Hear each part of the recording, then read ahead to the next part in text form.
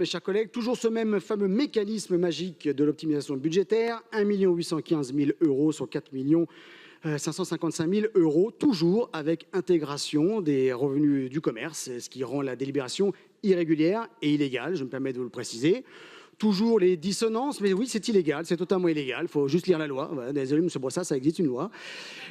Ensuite, les dissonances convenues et habituelles, c'est un marronnier que de le dire, entre la délibération et l'avis des domaines, on ne comprend pas, 13 logements dans la délib, 12 dans les domaines, surface habitable 574 dans l'un, 555 dans l'autre, partie commerciale pareil, 95 dans l'une, 92 dans l'autre. Enfin, franchement, c'est quand même pas sorcier, M. Baudrier. Vous savez, le mécanisme, c'est que vos services envoient aux domaines, les domaines font leurs observations, corrigent, renvoient la documentation et vos services, normalement, doivent intégrer les corrections des domaines. C'est ça la procédure, ça ne va pas plus loin que ça, mais malheureusement, j'observe que les mêmes qui font les erreurs sur ces délibérations sont les mêmes qui vous rédigent vos fiches, qui font que vous répondez toujours à côté de la plaque.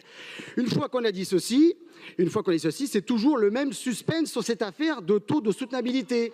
Car dans cette délibération, il n'y a pas une seule ligne, mais pas une seule, sur la volumétrie des travaux et le contenu des travaux.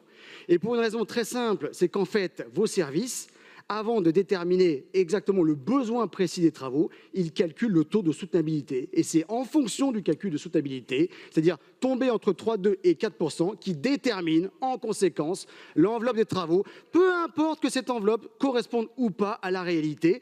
C'est vraiment un non-sens. Vous nous demandez en réalité de valider une délibération sans qu'on ait aucune visibilité, non, 1 sur la temporalité et 2 sur le contenu des travaux. C'est un vrai problème démocratique. On vote à vue sur vos délibérations.